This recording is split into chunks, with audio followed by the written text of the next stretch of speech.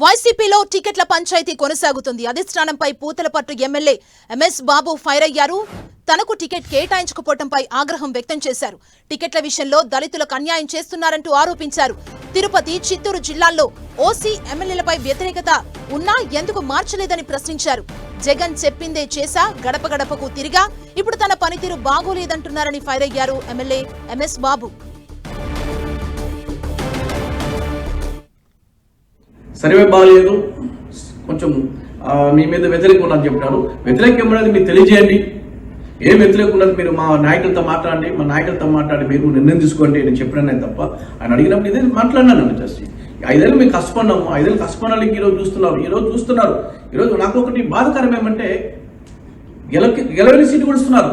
చిత్తూరు జిల్లాలో, తిరుపతి జిల్లాలో వాళ్ళు మీద వ్యతిరేక ఎక్కువ ఉండే వాళ్ళు చేస్తున్నారు. కానీ మన మీద వ్యతిరేకం ఏమన్నది నాకు అర్థం కలదు. చేస్తున్నాను వ్యతిరేకమైన మీద దళితుల మీద ఎంత మృదు చేయలేదు కరెక్ట్ కాదు. అది దళితులేను, మాకు న్యాయం లేదంటే ఏం న్యాయం చేస్తారు మీరు? దళితులు దళితులకు ఏం న్యాయం చేస్తున్నారు? మాకు అదే నాకు అర్థం కాకుండా ఉన్నాను. ఇప్పుడు ఓసీ ఉండే చోట్ల ఎక్కడ మార్చినారా? మారలేదు. వచ్చేసి ఎక్కడ దళితులు అక్కడ మార్చున్నారు తప్ప ఓసీ ఉండే చోట్ల ఎక్కడ మార్చినారు చెప్పండి? ఒక్క చోట్ల మార్చలేదు. తిరుపతి జిల్లాలో మొత్తం ఇచ్చినారు. వచ్చేసి వ్యతిరేకం ఉంటే కూడా అక్కడ ఇచ్చినారు. కానీ మేము వ్యతిరేక చోట్ల మాకు ఇస్తున్నాం లేదంటే ఏ విధంగా మాకు ఓర్చుకోవాలో మాకు అర్థం కలవచ్చు. వైసీపీపై ఎమ్మెల్యే బాబు ఫైర్ అయ్యారు. అంటే తనకు టికెట్ నిరాకరించడంపై అసంతృప్తి వ్యక్తం చేస్తున్నారు.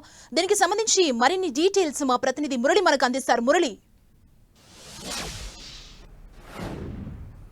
సుమా, అంటే మొత్తంగా పూతలపట్టు ఎమ్మెల్యే ఎంఎస్ బాబు వైసీపీ సర్కార్ని అత్యంత ఇరుకును పెట్టేలా మాట్లాడారని చెప్పక తప్పదు.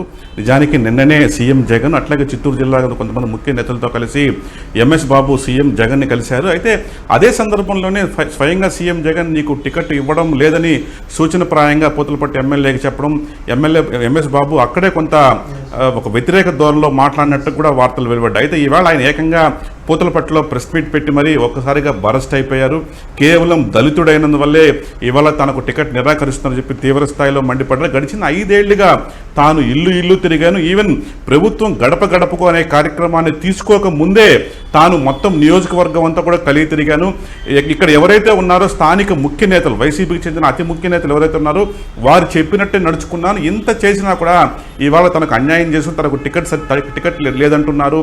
సర్వేలు బాగాలేదని, పెర్ఫార్మెన్స్ బాగాలేదని అంటున్నారు. అసలు ఎవరు సర్వే చేశారు? ఈవెన్ ఐపాక్ టీమ్ సర్వే అదొక సర్వేనా? వాళ్ళు డబ్బులు ఇస్తే ఎవరికైనా మంచిగా రాస్తారు అని చెప్పి ఆయన తీవ్ర స్థాయిలో ఈవెన్ ఐపాక్ పైన, ప్రభుత్వం పైన తీవ్ర స్థాయిలో వ్యాఖ్యలు చేశారు. అంతేకాకుండా కేవలం దళితులు కాబట్టి తనపైన ఇలా తనకు సీట్ నిరాకరించారు. ఈవెన్ చిత్తూరు జిల్లాలో, తిరుపతి జిల్లాలో చాలామంది ఓడిపోయే అవకాశం ఉన్నప్పటికీ వారందరికీ కూడా టికెట్ ఇస్తున్నారు.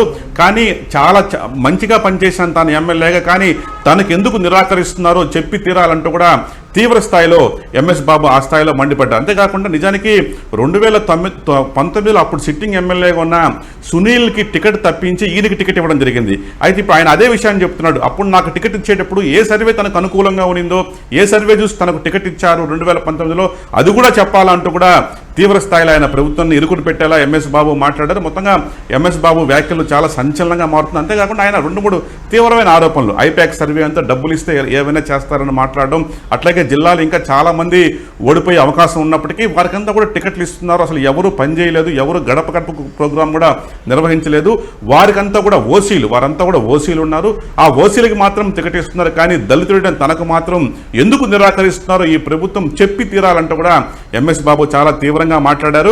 అయితే ఇదే సందర్భంలో తాను పార్టీని వీడి వెళ్ళిపోవడం లేదు, తాను పార్టీలోనే ఉంటాను, మంత్రి పెద్దిరెడ్డి అట్లాగే సీఎం వైఎస్ జగన్ తనకు న్యాయం చేయాలంటూ కూడా ఆయన ఒక రకంగా ప్రభుత్వాన్ని, జిల్లా నేతలను కూడా ఇరుకుని పెట్టేలా మాట్లాడారు. సుమా, థ్యాంక్ యూ మురళి.